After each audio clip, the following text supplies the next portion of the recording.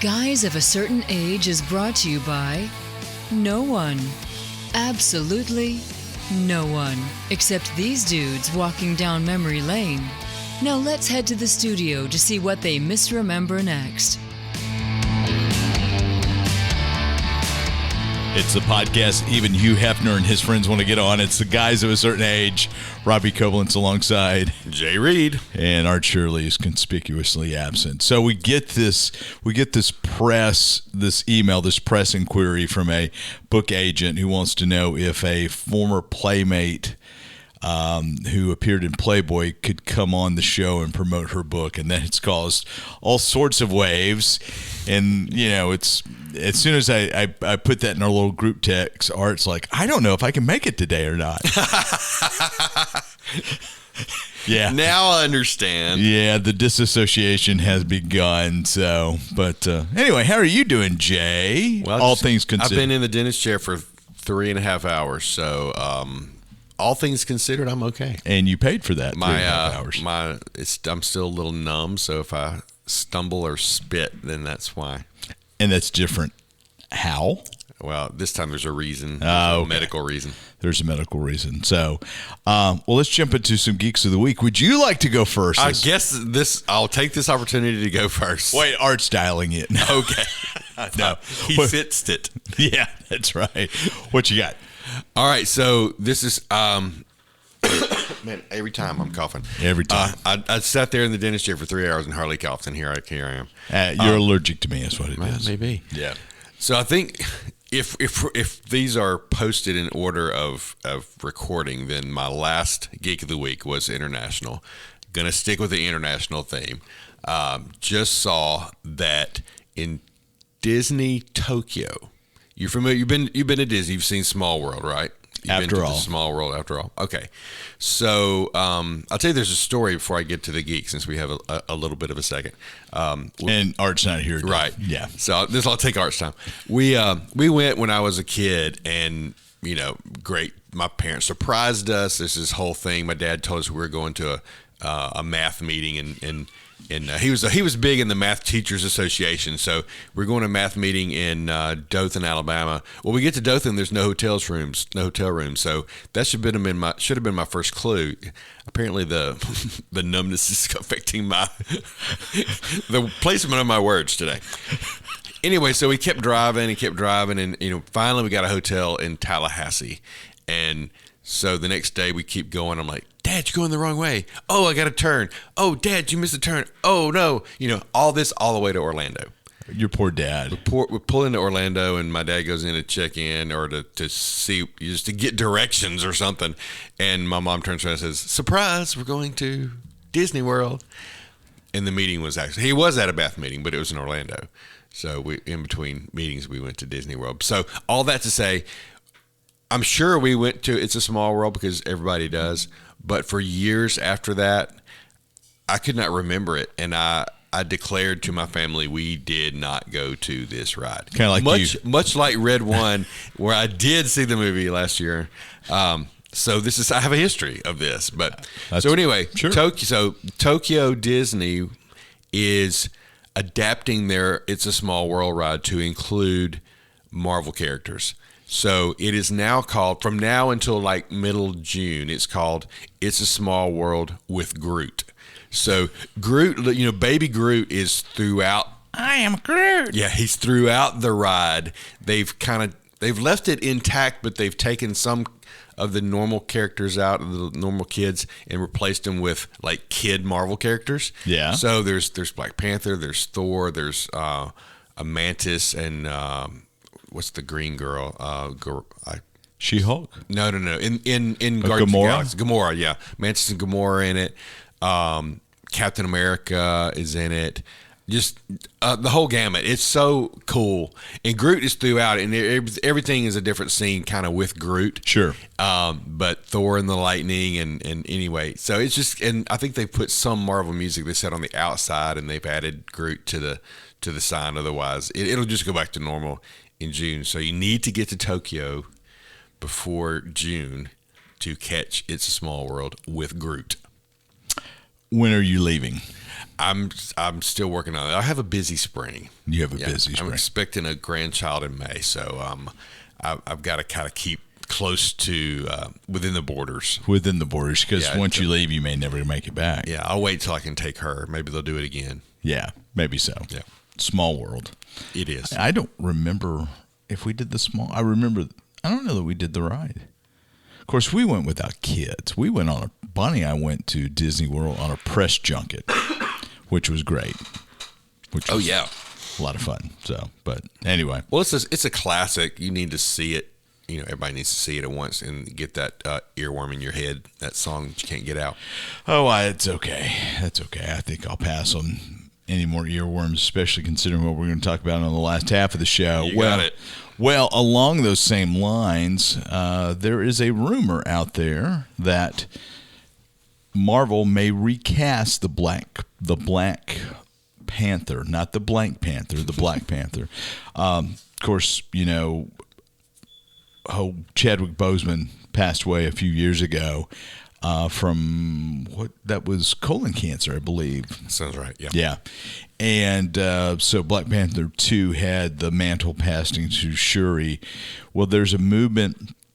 There's a rumor, I should say, that Marvel's going to use the multiverse to recast T'Challa. Okay. And there is speculation it could be Michael B. Jordan, who played Eric Killmonger in the first Black Panther. Yeah. Michael B. Jordan is like the biggest comics nerd in the world, and he grew up reading Black Panther and wanted to be that character. So I think it would be just incredibly awesome if Mr. Jordan became the Black Panther. But it'd have to be a multiverse situation. Exactly. Otherwise, because he's somebody else. Yeah, that's right. And that's the speculation that it's going to come through, the whole multiverse type of thing. But, I don't know if you remember when Black Panther came out, they had interviews with the different cast members, and there was one thing that Marvel did, asking Black Panther trivia and Marvel trivia, and they would ask Boseman, and he would be like, I don't know. I have no idea. And Michael B. Jordan's like, yes, in an issue this, and then this happened, and this happened, just with this like look of glee on his face. So that would be a lot of fun. So that would be cool, because Chris Evans, we've talked about it, is coming back. Our obviously Robert Downey Jr. is coming back. I guess wouldn't be the first time somebody's come back as somebody else then. And then Michael B. Jordan portrayed in the What If series, he was Black Panther. Oh, okay. In one of the maybe season 3. I don't know. I've only seen season 1. So yeah. Have you watched Skeleton Crew at all? Just the first half of the first episode. No. Oh gosh, it's so good. We'll have to talk about that. So, but some late breaking news as we record. Director David Lynch passed away earlier today. Oh wow! And so he died at 78 years old. And from a geek standpoint, of course, he directed The Elephant Man and Dune. But, he was responsible he directed Blue Velvet, Mulholland Drive, Eraserhead, Wild at Heart. He created Twin Peaks, which had the run on ABC, then was revived on Showtime. It was just a really visionary director. Dune was a little panned when it came out, but it's turned into a cult favorite. And but incredibly, incredibly talented director. But he passed away earlier today at age 78. Okay. So, some other interesting info because of the wildfires in California. There's speculation that the Oscars may not happen this year. Oh wow! Yeah, think about that.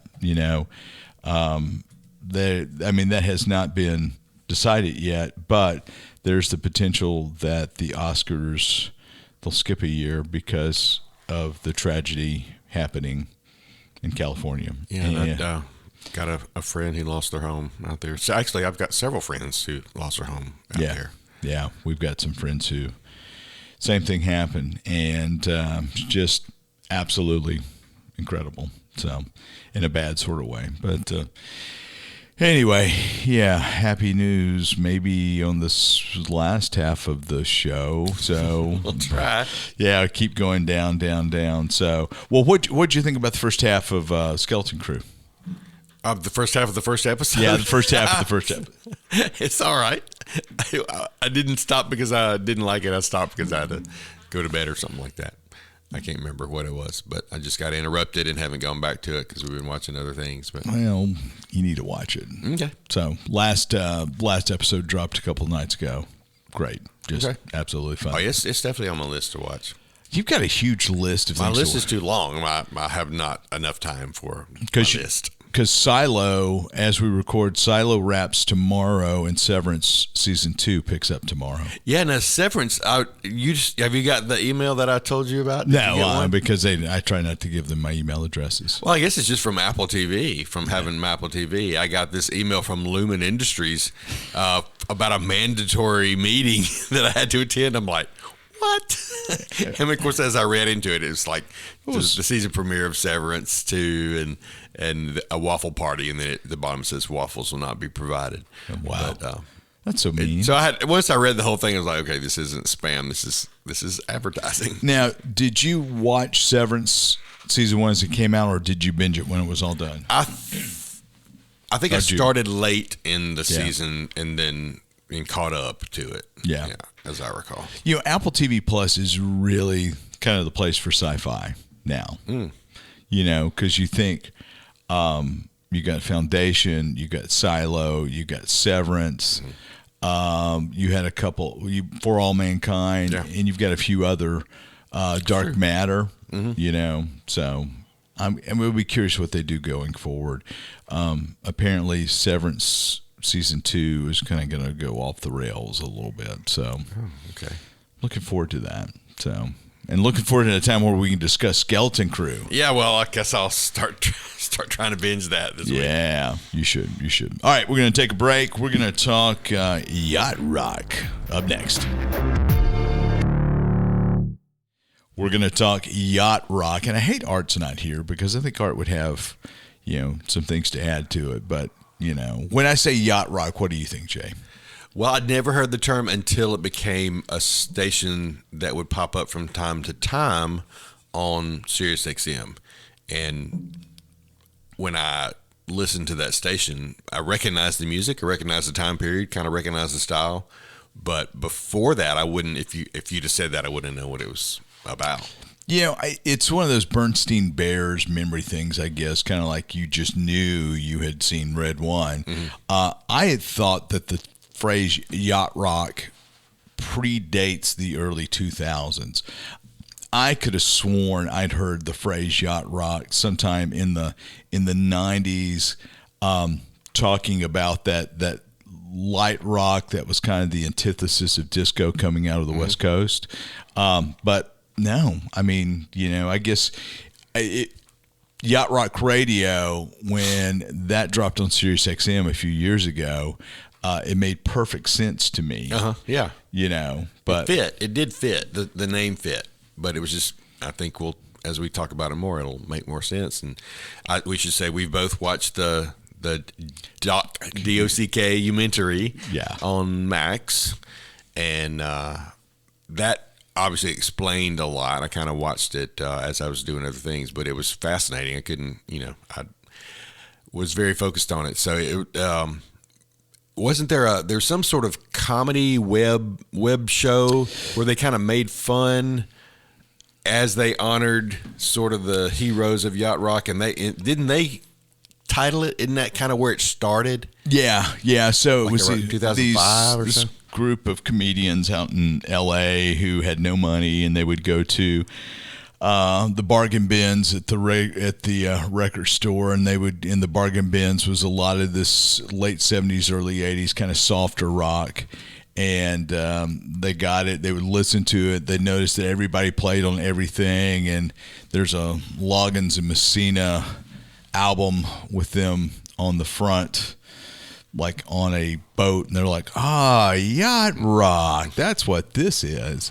And the definition of Yacht Rock, based upon the documentary, and it kind of holds true, is it's LA-based West Coast light rock, not necessarily soft rock, because some stuff that we classify as Yacht Rock is not necessarily light. I mean, Rosanna is not necessarily, by Toto, is not a light rock song. I mean, that's a standard top 40 pop tune. Africa too. Yeah. But it all traces back to to Steely Dan. I mean, everything seems to go back to Steely Dan. There's a lot of connection there. So Donald Fagen, Walter Becker. Yeah, Walter Becker. I know it's Donald Fagen. It's Walter Becker. Isn't it Walter Becker? I don't know. Is it Luthaker or is that somebody else? Stu Luthaker was a member of... he was a Toto, right? Toto. Okay. He was guitarist. Just the coolest name ever. You like that? It's kind of interesting. Yeah, Walter Becker. I don't know why So Walter Becker and Donald Fagen had Steely Dan, who they were kind of... Do you like Steely Dan? Well, if you'd have asked me, 2-3 days ago before I'd watched the documentary, do I like Steely Dan? I would have said, I don't know. Because I know the name, but I couldn't have identified a song just as being theirs. Really in the years. Yeah, well, now I do. Yeah, I mean, now I recognize, and I like the music. I very much like their music, but I wouldn't have said, I'm a Steely Dan fan because of this song or that song. I wouldn't have known who was what. Yeah.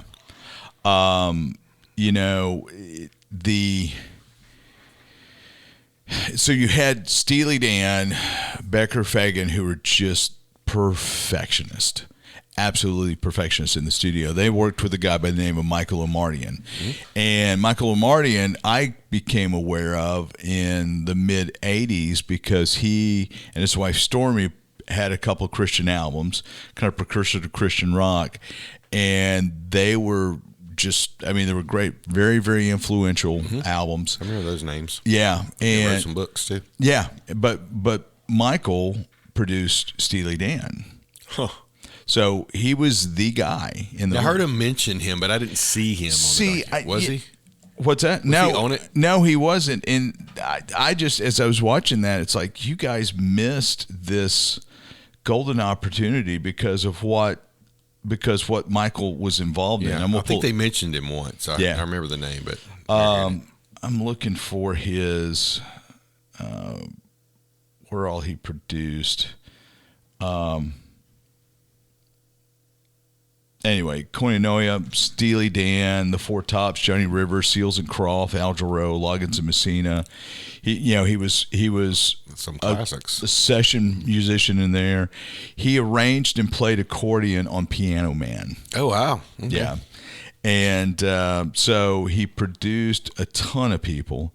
And in the late 60s, he helped launch Campus Crusade for Christ's music outreach group, The New Folk. So anyway, kind of interesting, but he's probably most known for he produced Christopher Cross's first album. But anyway, we're getting ahead of ourselves. Okay. So Omartian is involved in all this, and Steely Dan brings in all these session guys, and they're looking for particular sounds, and they pick this guy up from St. Louis by the name of Michael McDonald. And so McDonald comes in, and he does background vocals on Peg. He plays keyboards. Omartian's in there producing. And so that's kind of the genesis of Yacht Rock, because then Michael McDonald goes to the Doobie Brothers. Okay, I didn't realize what the order was. Yeah, so he made a comment in the documentary. McDonald did that. The money he was making with the Doobie Brothers was much, much, much, much more than what he was making with Steely Dan. And so you've got the Michael McDonald Doobie Brother thing. So you've got Kenny Loggins of Loggins and Messina. He goes out on his. Loggins and Messina was before Kenny was out on. Yeah, his that's own. right. Okay, yeah, right. I didn't realize that. And so Loggins is touring with Fleetwood Mac because Fleetwood Mac had opened for Loggins and Messina as they were coming up, and then it flipped, and Kenny Loggins opened for Fleetwood on the Rumors tour. Okay. So, but Kenny and Michael McDonald get together, and they write what I think is the definitive Yacht Rock song, "What a Fool Believes," which is recorded by the Doobie Brothers, which won Record of the Year next year. Yeah. First song they wrote together, Record of the Year, Grammy. And so that kind of launches the Michael McDonald into the stratosphere. But also you get the Michael McDonald connection.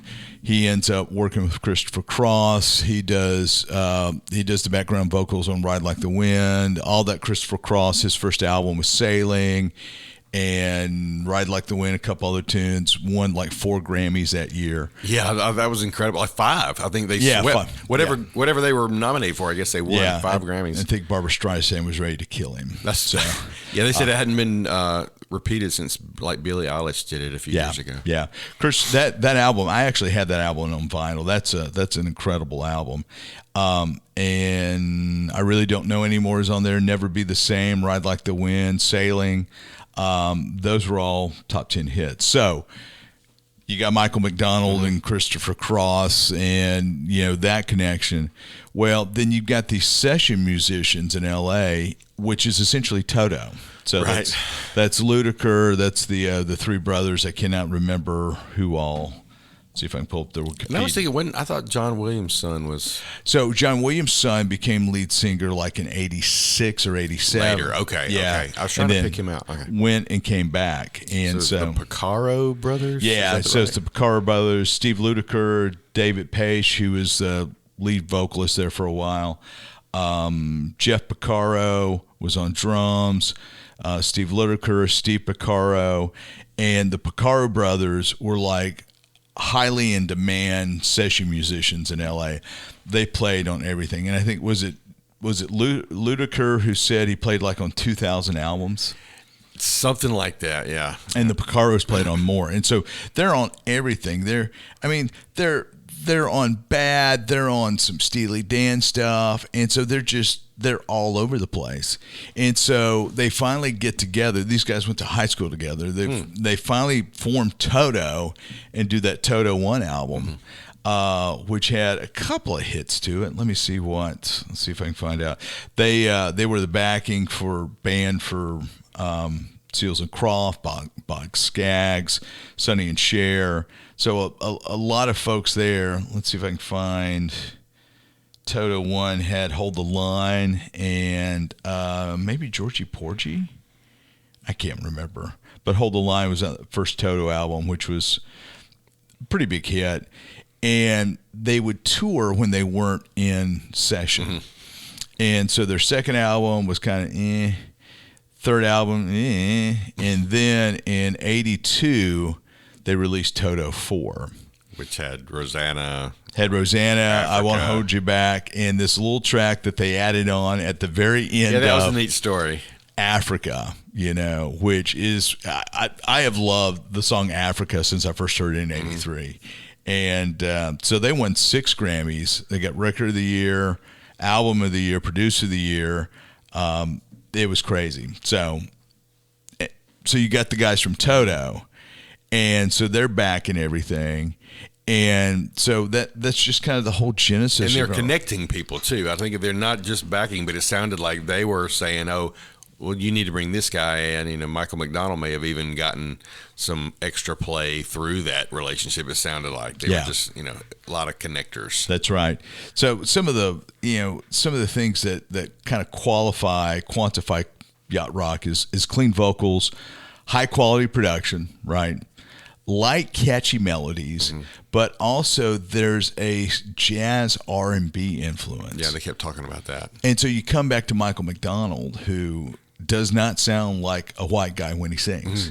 And he's just got this incredible range, this incredible voice. And to me, the godfather of Yacht Rock is Michael McDonald. Yeah, and he even said, so-and-so hired me mostly because I could sing high. Yeah. I don't remember which group it was, but I think it was Steely Dan. Yeah. So the documentary is fabulous. I've always enjoyed elements of Yacht Rock. I love Michael McDonald. I love Toto.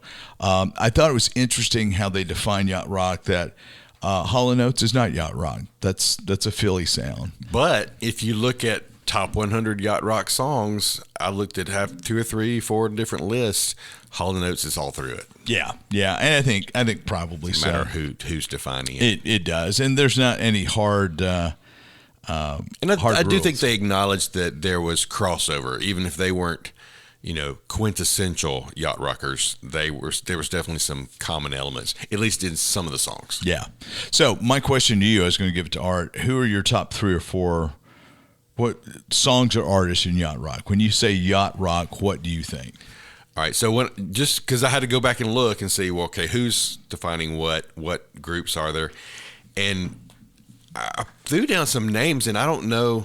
I mean, obviously, Michael McDonald, Christopher Cross, Kenny Loggins. I think that came out as the top 3 sort of classic. And, I like all those. But when I think about the early 80s and the stuff that was coming out that was maybe the tail end of it. But Chicago, I saw a couple of lists where You're the Inspiration, Hard Habit to Break were listed. And then maybe some older ones. I can't remember the name. But Chicago was big for me. 25 or 6 to 4? Yeah, that was one. And I think I can't remember what the other one was. Does anybody know what time it really is? That was maybe earlier, I think. Yeah. But either way, Chicago, and you'll see a little bit of Jimmy Buffett. And they did mention him on there as maybe he's a genre of his own, which I would agree with. Yeah, I would agree with that. And Chicago, too, because Chicago had all that brass and all that. So in a way, they were kind of their own thing, but they all definitely overlap. I really got later on, not maybe during that time, but later on, I really got into like Bread and America, those guys. Of course, loved James Taylor. I saw REO Speedwagon pop up on a couple of lists, and Air Supply. I probably actually actively listened to those groups more than I did, Michael McDonald, Christopher Cross, but I knew the songs. I was aware of them. I could sing along with Sailing and, all that. But, Arthur's Theme, those kind of things. But when I was looking, one of the songs that popped up high on almost every list was the Pina Colada song. Ugh. Which I love. Escape by Rupert, what's his name? I didn't even write down who sang it. I just wrote down the name of the song. It's Rupert something. I can't remember. Ugh. Do you like Pina Colada? And it's a horrible song.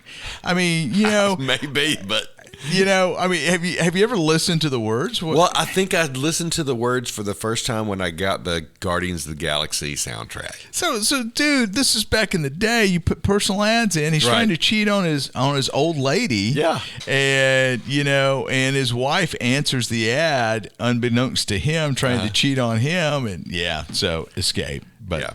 So, and then of course Africa was one of my top ones, and I only saw this on one list, but Cat in the Cradle was on somebody's list by so that may be more folky than what's his face Yacht Rock. By him, Harry Chapin.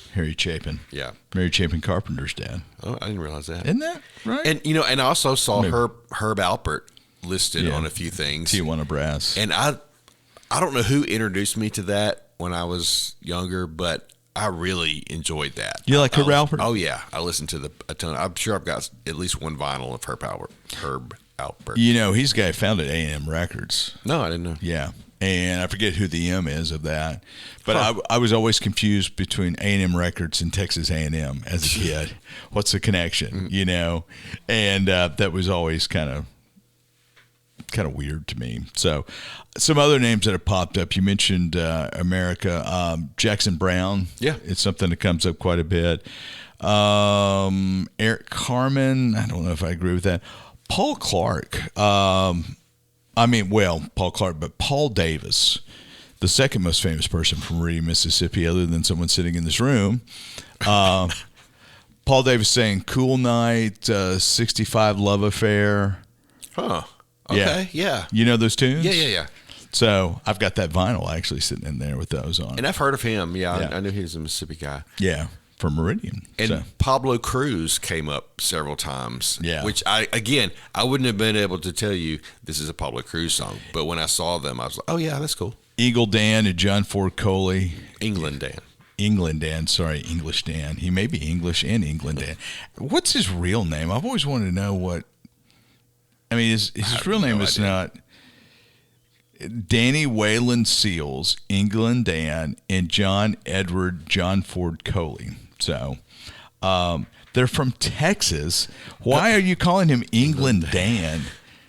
I don't understand that. I really Want to See You Tonight was their big hit, and that's got Yacht Rock. But Oh yeah. I mean, from a Rushmore of Yacht Rock, you've got to put. I mean, for me, it's Michael McDonald, it's Kenny Loggins, it's Christopher Cross, and kind of above and beyond is Michael Mortian.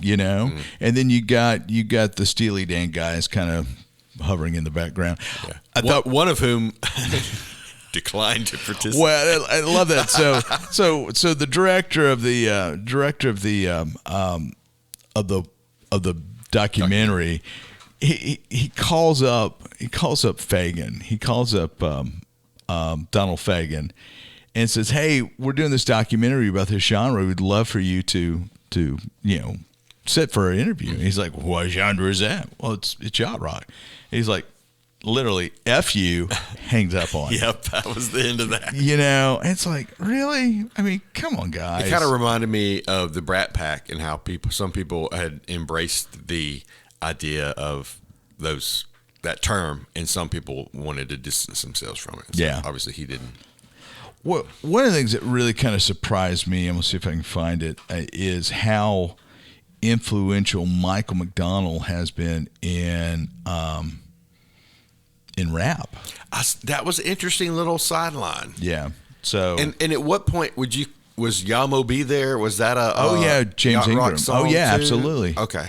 Yeah. I mean, Michael McDonald is just, I mean, let's see if I can pull him up on Wikipedia and just kind of walk on through. He, to me, he's one of the most successful musicians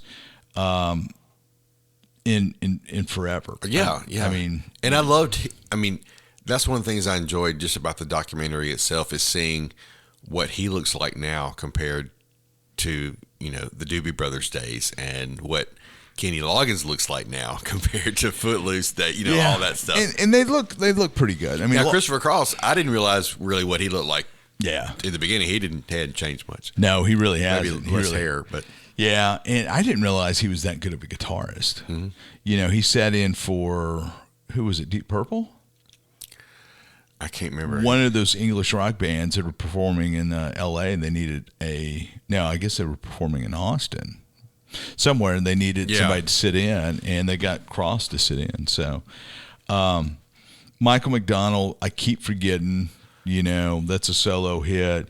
That was what? That's what I've been singing over and over in my head since I started watching this. I can't remember what rap tune used it. It's Warren G. Yeah, Warren G. Artist, but I don't know enough about rap to comment on that. Yeah. Anyway, it was. Come on. Love the internet. When it works. Yeah, it usually does. Regulate. That was the tune. And it's, again, love Michael McDonald. Mm-hmm. So, I mean, my wife does not like Yacht Rock at all. She does not like across the board. So she'll listen to the blend on SiriusXM, but she does not like Yacht Rock. Huh. She doesn't like Hall & Oates. She doesn't like Michael McDonald. Okay. She doesn't like Christopher Cross. So does Melissa have that same visceral reaction to? She doesn't listen to much music outside of like the Message on XM. That's pretty much her station. Yeah. Or when I drag her to a Gaither concert, that's pretty much it. That's the extent of it. So, So she would recognize it maybe, but I mean, she was. So this would be like 75 to 85, is it more or less? Yeah. She was 2. Wow. Yeah. Okay. Well, way to date Melissa. Yeah.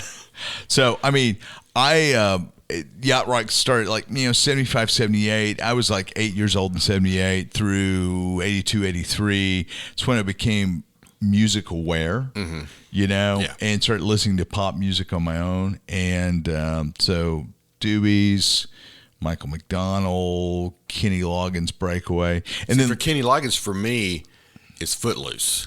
Now, looking back, I recognize those other songs, but I really, Footloose is where I really started knowing who he was. I mean, Footloose, then Top Gun, and then everything that he did.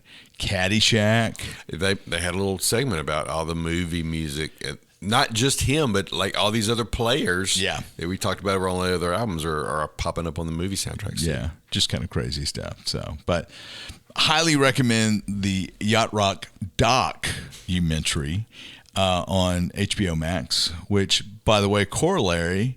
HBO Max has put The West Wing back on. So I have like 2 days to decide whether I'm going to renew HBO Max or not.